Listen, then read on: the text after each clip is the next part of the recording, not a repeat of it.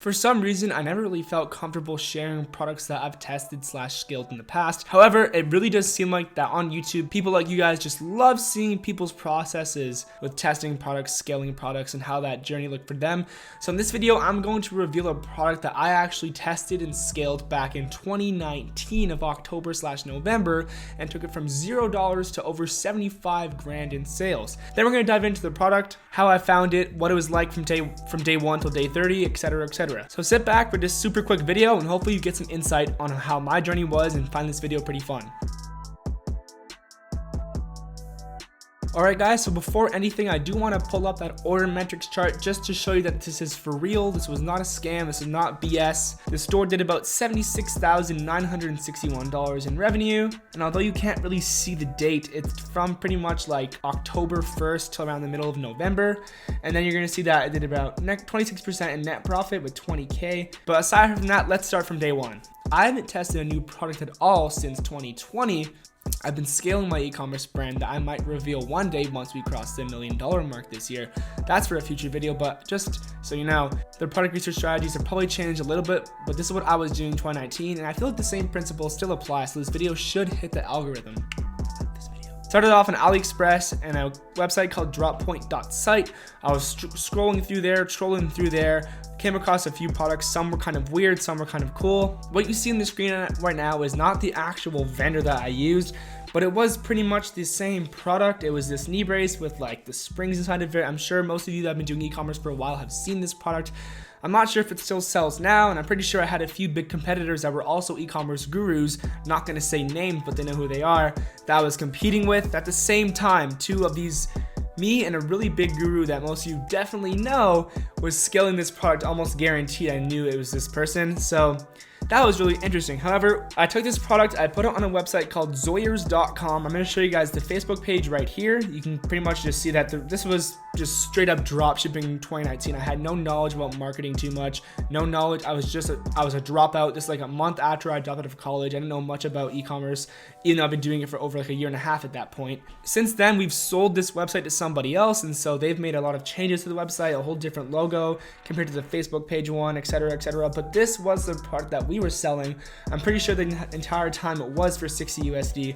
Obviously, we had reviews and a much better description, but this is pretty much how it looked. There was GIFs, there was some questions, a little bit more questions, some pain points that we really amplified, etc. The landing page was just like any typical landing page. This was kind of how the videos looked.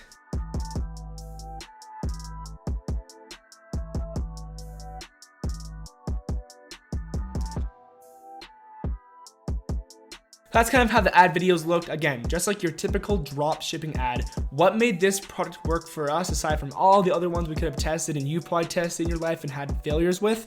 Well, I can't even give you that answer. The first couple days we started doing this, I'll throw up some revenue screenshots. We were doing a couple $100s in sales a day. Then we started to really pick things up. The whole launch strategy, I was following gurus back then.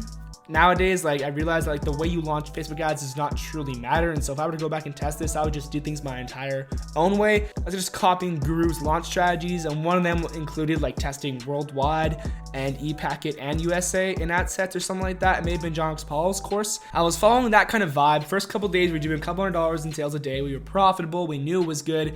All we were doing was increasing budgets every single day. We launched our lookalikes. We did our retargeting. We had SMS bump on, some email marketing, some email remarketing, of course, all of that good stuff. And at the end of the month, although we had Shopify payment troubles and PayPal issues, it was totally cool because I'm pretty sure we still did over 50 grand in that month. And then like the remaining 25 grand was in like the following month. I'm gonna try finding screenshots for both of those. But the main reason I liked this product just in general was because number one, it had that margin. So we had super fat margins on the product and met that first pillar.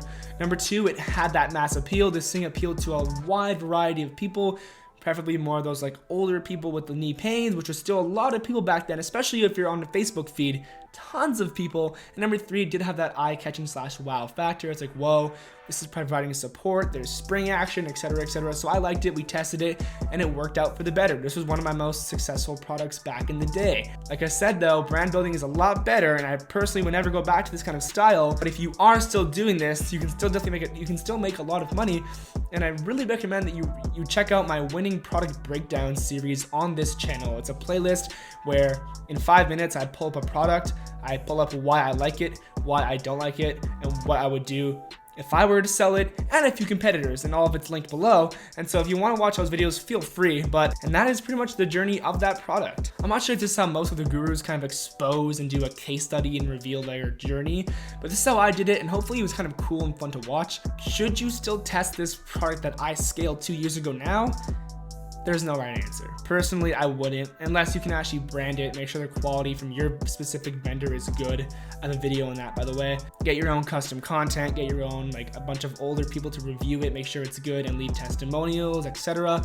Then yes, if you want to just take the videos that I used, rerun them now and hope for the best, very, very low chance it's going to work. I would not recommend it. However, this is the part that I took from 0 to 75K plus. Hopefully this quick video was fun for you to watch and you got a little bit of insight on how things can expect to play out if you are dropshipping in 2021. And that's pretty much it for this video. I'm gonna wrap it up right here. Peace.